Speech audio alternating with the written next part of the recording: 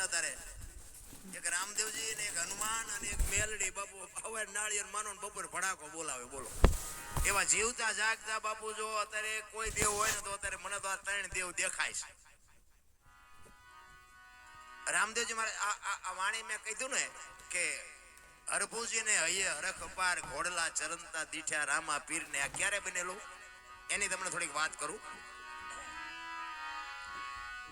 હરભુજી રામદેવજી મહારાજના માસીએ ભાઈ થાય અને રામદેવજી બાપાને એમને મળવાનું વચન આપેલું કે હું તમને મળ્યા સિવાય જઈશ નહીં અને કુદરતને કરવું ને મળાણું નહીં અને આ જવાનો સમય થઈ ગયો. એટલે રામદેવજીએ વિચાર કર્યો કે મારે આને મળવાનું રહી જાય છે, મારે જવાનો સમય થઈ ગયો છે. એટલે એમને એમની યુક્તિ રચી અને એમના કુટુંબને ભેળું કર્યું કે આમને હું જરાક જાણ કરી દઉં કે આ પાછળથી કાંઈ કરે નહીં. એટલે રામદેવજીએ પોતાના કુટુંબને ભેગા કરી અને વાત કરે છે કે ભાઈ મારો હવે સમય પૂરો થઈ ગયો છે અને મારી બધી તૈયારી કરો, પણ હું તમને એક ભલામણ કરું છું કે મારો દેહ જ્યારે શાંત થઈ જાય ને મારી સમાધિ થઈ ગયો પછી દુનિયા તમને ગમે કે પણ સમાધિની એપ ખોલવાની તમે વાત ન કરતા. કોઈ પણ તમને દુનિયા ગમે એ ભરમાવે પણ મારી સમાધિને તમે હલાવવાની કોઈ કોશિશ ન કરતા. એટલે બધા કુટુંબના કે કાંઈ વાંધો નહીં. હવે આ સમય પ્રમાણે રામદેવજી બાપુ સમાધિ થઈ ગયા. હવે આ વાત ઉડતી ઉડતી એમના માસીન દીકરા ભાઈ હરભુજીને કાને પડી અને હરભુજી આ વાતને માનતા નથી કે નહીં કોઈ દી બને જ નહીં. રામદેવજી મને વચન આપીને ગયો છે ને, એ તો સિદ્ધ પુરુષ છે, એ બોલેલું બીજું બોલે જ નહીં. મને કીધું છે હું તને મળ્યા સિવાય જઈશ નહીં, હું માનતો જ નથી, બને જ નહીં કોઈ દી. અરે કોકે કીધું પણ અમે ન્યા હતા, અમે મુઠ્ઠી માટી નાખી કે વાત બધી બરોબર, પણ હું એમ હા ન પાડું. હું ન્યા જાઉં અને ન્યા મને પાકું થાય ને પછી હું તમારી વાત હા પાડું, બાકી હું એમ હા ન પાડું એ વાત ખોટી. કારણ કે રામદેવજીને હું ઓળખું છું. અને આ બહુ જયારે માણસો કહેવા મનાણા ને એટલે પછી હરભુજી ત્યાંથી ઘોડા ઉપર ચડી અને રણુજા આવવા માટે નીકળે છે.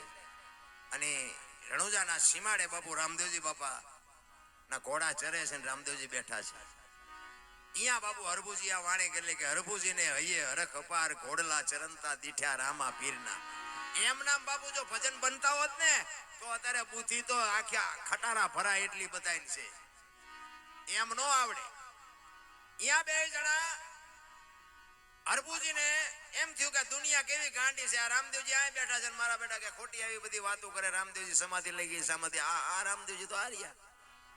એ ઘોડેથી ઉતરી અને બે ભાઈ બાપુ પહાડ ભેટે ને એમ બે ભેટ્યા અને હરભુજી કહે છે કે મેં તો આવી વાત સાંભળી. એટલે રામદેવજી વાતનો ગોળો ટોળો કરી નાખ્યો, ભાઈ આ તો જગત છે, ગમે બોલે શાંતિથી બેસને, આપણે ઘણા ટાઈમથી ભેગા નથી થયા, કહુંબો બનાય આપણે કહુંબો પીએ. એ બે જણા કહુંબો પીધો અને પછી રામદેવજી કહે છે હવે તમે ગામમાં જવું હોય તો જાઓ, મારે અત્યારે નથી આવવું. એ રતન કટોરો, કેડીઓ, અમલની ડાબલી ને બધું જે કઈ સમાધિમાં મૂક્યું હતું ને, કારણ કે આ રામદેવજી બાપાની યુક્તિ હતી બધી.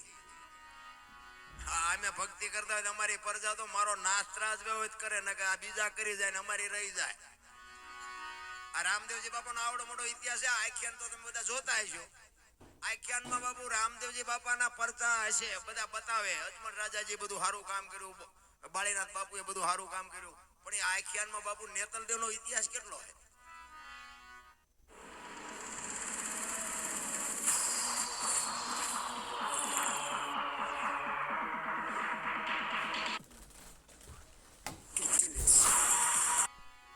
મારા ધારવા પ્રમાણે કઈ લાંબુ માઇલ પણ નેતલદેવનું કઈ છે નહીં. હવે રામદેવજીનું અડધું અંગ બાપુ ડાલીબાઈ કરી ગયા, નેતલદે રહી ગયા. અને આ બાપુ આપણું કાલ હવારની વાત પીપળી સવારામ બાપા ધર્મનો વાવટો ફરકે કોક દી કાંટો મારજો ખબર પડે. જમનામાં રહી ગયા ને જબુમાં કરી ગયા બાપુ. આપણા રહી જાય. હા અમે તો રાડ્યું પાડી છે ને એમ કહે છે કે અમારી પ્રજા ભજન ન કરે કે પણ અવાડા ડાટા ન કાઢે એવી તો તું હમી કા રાખજે. ભજન જો બાપુ એમ બધાને ઉતરી જતું હોત ને અને આ જો બુદ્ધિ એમ મળી જતી હોત ને તો પૈસા વાળા છોકરા ઉભા વાહડા જેવા ગામમાં રખડે 40 વર્ષના. ત્યાં આપણે એમ ગામને કેટલા દીકરા છે કે આના લગ્ન જ નથી થયા, દીકરી જ નથી દેતું કોઈ. શું આ બુદ્ધિ કરવાની, શું આ પૈસા કરવાના. એટલે ઈ અરભુજી અને બે જણાને ઈ રતન કટોરો, અમલની ડાબલી ને ગેડીઓ રામદેવજી બાપા અજમલ રાજા માફ કરજો અરભુજીને આપે છે. અને ઈ ઘોડા ઉપર બેહી અને ગામમાં આવે. અને ગામમાં આવ્યો ને આખો શોકગ્રસ્ત ડાયરો બાપુ સોરે બેઠો છે. અને બધા વિચાર કરે કે ભાઈ વિયોગોના ઘોડા ઉપર બેહીને આવે અને શરમ નહીં આવતી હોય. અરભુજી બાપુ બગાડ ધાટ કરતો ઘોડો આવતો તો બજારમાં ની ચોરે આવીને ઉભો રહ્યો અને કીધું શું આ બધા બેઠા છો. એટલે બધા કહે છે ભલામણા રામદેવજી બાપા સમાધિ થઈ ગયા 3 દી થયા. અરભુજી દાંત મીડિયા કાઢવા. ઈ કે પણ રામદેવજી મને અત્યારે સીમાડે મળ્યા ને કે તમે કયો છો સમાધિ લઈ લીધી. ઈ કે શું આ ગામ આખું ગાંડું તું એક હાથો. ઈ કે પણ આ જો રતન કટોરો ના અમલની ડાબલી ના બધું મને અત્યારે રામદેવજી આપ્યું. અને બાપુ શંકા જાગી આમને. આપણે સમાધિ દઈને આવ્યા ને પછી કે વાંસ માસુ મારી નીકળી ગયેલા હાલો ખોદવી. આપણા જ આપણું લોહી પી ગયા છે. આખી દુનિયામાં બાપુ ઇતિહાસ ખોલવા જ ખોલજો. અને અહીંયા બાપુ સમાધિએ ગયા અને બાપુ આમ તૈયારી ઘા કરવાની તૈયારી કરીને બાપુ આકાશવાણી થઈ. એ તમારી જાતના મેં તમને પહેલા કીધું હતું ઈ કે આ હવે તમારે અહીંયા કાયમ દુકાળ પડશે અને કાયમ માગી ખાજો. હવે હું સૌરાષ્ટ્રમાં જાઉં છું બાપુ. પહેલું પીરાણું આપણું બાપુ ગેબીનાથ અને પાળિયાદ બાપુ અહીંયાથી આ વ્યૂ આવ્યો. વિચાર કરજો.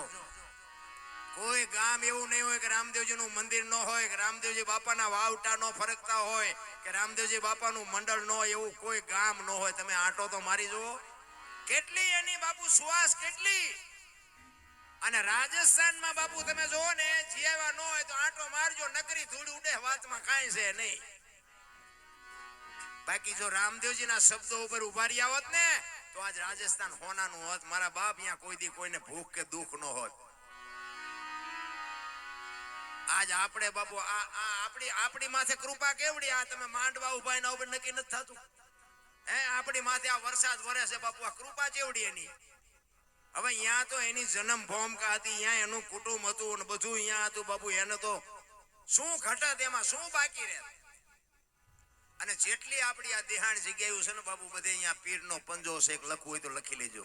અને પીરની પીરાય વગર બાપુ હરિહર ક્યાંય હાલે નહીં.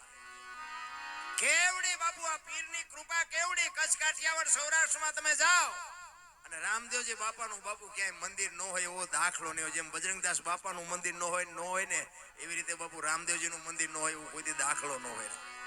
કેવડી બાપુ એની સુવાસ કેવડી.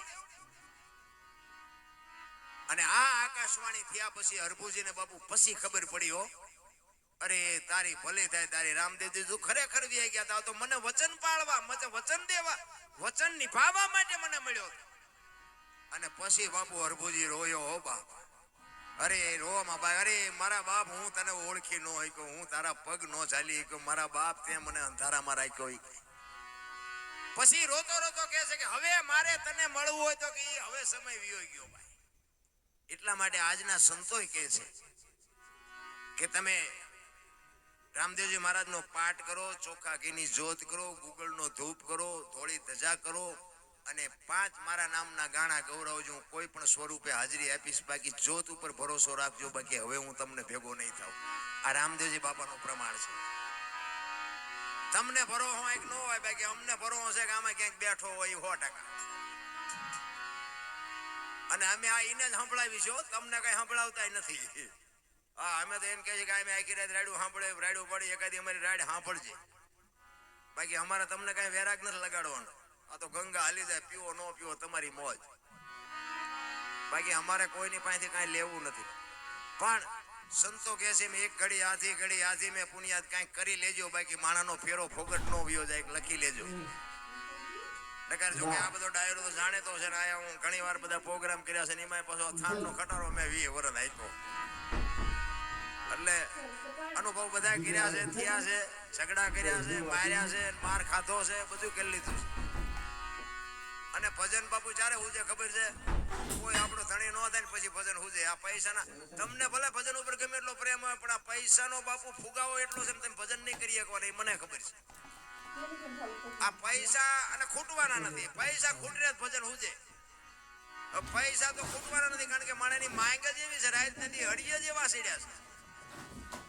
આમ રોજ ઢળી આવે, રોજ ઢળી આવે કે કાલે આટલા હતા ને આજે આટલા વધ્યા, કાલે આટલા હતા ને આજે આટલા વધ્યા. ઓલો ઉપર બેઠો બેઠો ગણે છે, તારા સુવાસા કાલે આટલા હતા ને આટલા ઘટ્યા, આટલા હતા ને આટલા ઘટ્યા. હિસાબ રાખવાનો છે, કોઈ રાખતો નથી, પૈસાનો જ રાખે છે.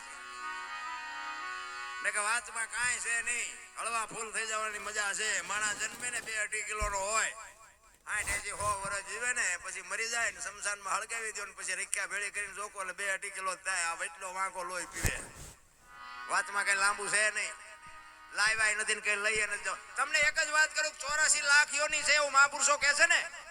84 લાખ જીવ છે, આપણે ગણવા નથી, પણ મારો કહેવાનો મતલબ એ છે કે રૂપિયા હાટું માયા હાટું બસોડા ભરતો હોય માણા એક જ, અને માણાનું ભરાતું હોય તો કયો. આ કુતરા બજારમાં ઉતાવે ને, હું તો આમ ચારેક નીકળું ને આમ કુતરા ઉતાવે તો મને ચારેક એના આમ જોઉં ને તો મને મારા દીકરા વાળું પાણી કરીને ઉતાવે.